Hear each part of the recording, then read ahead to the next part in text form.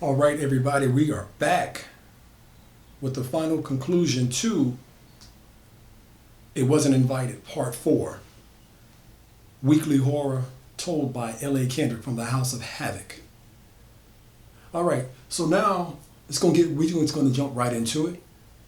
So now we find our young friend Joe, after talking to the science teacher in school, talking to his friends. He's gone through about a week of that, right? So a week has passed, and things are just going crazy in the house. And now we're going to really get to the spooky part of what actually happened. So Joe is he's outside playing with his friends on this fateful day. He's outside playing with his friends, and he's dreading going back home. And his friends are noticing that he doesn't have the same energy. He's not the same young man that he used to be before all the things just started happening. And then they found out what was happening. So they know that there's a heavy burden on him, and they don't know how to help him. They're just glad it's not them. So the street lights come on, and it's time for Joe to go home and the kids to go home. So they depart, go to their homes. Joe's taking the longest steps he can possibly take to get to his house because he doesn't want to go there anymore. He recognizes that at any moment, at any given time, it could be the last time anybody ever sees him. So he goes home, eats dinner with his sister and his mom. Then he gets cleaned up, showers, bathes, gets cleaned up, and he's ready to go to sleep. Well, not necessarily go to sleep. Let me take that back. He's not ready to go to sleep at this time. He's ready to just, relax. So he looks around the house, and you can just feel that heavy, ominous presence of something, but he doesn't know where it's at. He just knows it can pop up at any given time. So he's really concerned about that. So he's watching TV, and then his mom comes into the room and says she has to go to the store. She forgot something, but his sister's still there. So he says, reluctantly, "Yes, ma'am, Mom. Bring me something back, please." So she says, yeah, she'll do that for him, right? So his mom gets in the car and she drives to the store, right? So the sister comes out of one room and goes into the mother's room to watch TV because the mother has a bigger TV in her room than the sister has. Than the sister has in her room. So Joe's in the main family room watching TV, and they get settled into each individual room, and then you start hearing this walking around like up on the ceiling. So his sister's yelling to him, "Cut it out, quit playing. What are you doing? Sit down." And Joe's like, "You sit down, you quit playing. I haven't moved since you saw me sitting on the couch. I haven't moved." She said, "Yeah, whatever." So then you can hear these heavy footsteps crawling down the wall, and then up and down pacing in what they call a laundry room because it's in the hallway and they have the washer and dryer set up that way. And Joe's looking out the corner of his eye and he's like, "Oh my God." He's really freaking out. And he tells his sister, "Cut it out, stop playing around. I know that's you. Stop being silly." And she's like, "No, I'm still in mom's room." And he can clearly see and hear that she's in the mother's room by her shadows under the door. So he can see that she's in there. So he gets up, looks down the hallway, and he secures the door. He shuts the door and he locks the door to the entrance to the room that he's in so that it can't sneak up on him because he doesn't know what it is. And like I said, at this point, he's sweating bullets and he's really freaking out. And the prospect that he's going to get got at any moment is looming over him. So he's looking around and he feels secure at this. He feels sort of kind of secure. Some of the pressure's been taken off of him. And he goes, "Okay, I'm good now, I'm good." And so his sister says one final time, "Stop playing around." And he tells her he doesn't say anything at this point because he can hear scratching at that door. Now this really freaks him out. He pauses, he turns the volume down on the TV, he mutes the TV, and he's just sitting there. and he can hear it scratching against the door. Now mind you, this thing never makes any noises other than the obvious scratching with the claws and the weight of the foot each time it hits the ground. That's it. No other noises, no moaning, no groaning. All it does is has that elongated head. Looks like a creature from Close Encounters. Real pale skin, long clawed fingers, and it just moves so eerily, right? So Joe's really trying to figure this thing out because it strikes without warning. And all of a sudden he sees to the right of him his sister. She says, I got you. And Joe looks at her and says, you got what? And then they can both hear the scratching on the door. So they both look back at the door where there's this scratching and this clawing, right? And then this is when it gets more intense, the most intense that it's ever been.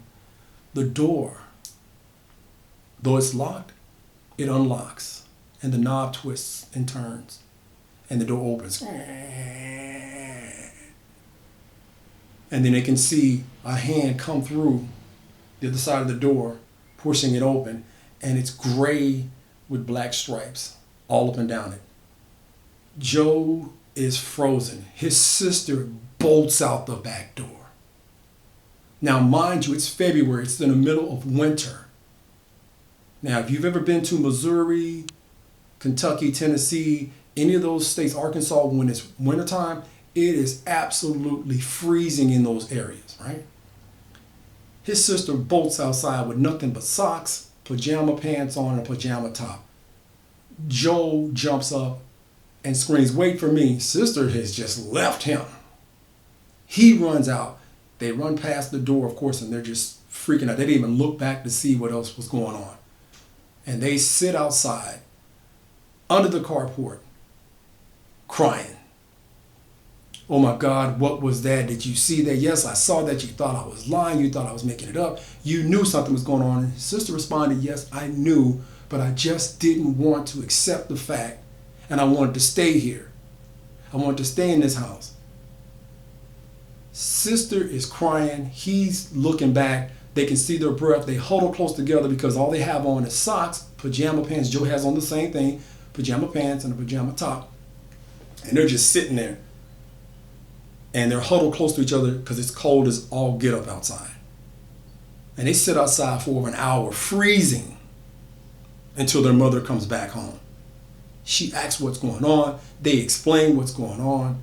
They tell their mother there's a monster in the house. This thing came through the door. It was locked. They're not going back in. She forces them back into the house. They go in, they check the door, and there again, there's another handprint, a huge one, with claw marks on the door. They just both stand there in silence. As a matter of fact, all three stand there in silence, just looking at that. Well, with that being said, Joe calls his dad and takes him up on the offer, and the sister as well, because the mom's going to sell the house because she's seen enough. She knows something's going on at this point. So Joe takes his dad up on the offer, and they move in with the dad until the mother can find another spot, to live in and bring the kids back. But they're never going back to that house. Needless to say, Joe still speaks to his friends, and it's been a couple of months now, have passed, and none of the kids don't even mention the house. They said nobody's even moved in. It's just still sitting there vacant. So Joe has been vindicated in what he's seen, what he witnessed, and the sister can validate that point too, as well as the mother. The dad takes a little bit more convincing. He doesn't believe him. He's just glad to see his kids come and move in with him, no matter how much time he has with them, because he's still active in their lives. But the horror of that will haunt Joe for the rest of his life. And he said this is based on true facts. And what do you guys think? What was the creature? What did it want? Like, share, subscribe, comment. All of that good stuff helps, okay? Helps the channel. Helps me get the good work out. right? Keep everything published and keep everything edited, because it's kind of expensive. Again, Corona has really shut down a lot of avenues as far as the fitness work is, which is what I do, as well as the fitness work. So it really slows down clientele. So you can also donate to the Cash App for these free nightly stories or free weekly horror stories that are told. Entertainment to keep you guys, take you away from just the everyday struggles that you may be facing right now at this given time. And the Cash App is $ capital O, and the rest is outrage. So $ outrage 95. That's my Cash App. Again, feel free to leave any comment and keep sending those emails in. I may tell your story out there. I may tell the story that you send in. And if you comment, you may get a shout out. And if you comment, I might even ship you one of my own books autographed by myself, or a t-shirt, one of my fitness training t-shirts, okay? So again, this was the end of It Wasn't Invited. This is part 4 of the conclusion. You guys tell me what you think.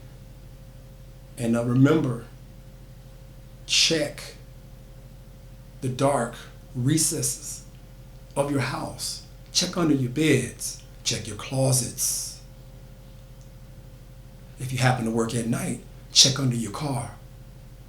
Because you never know what's lurking in the dark, waiting to make you a story.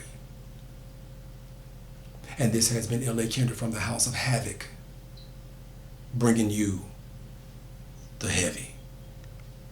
Be safe out there.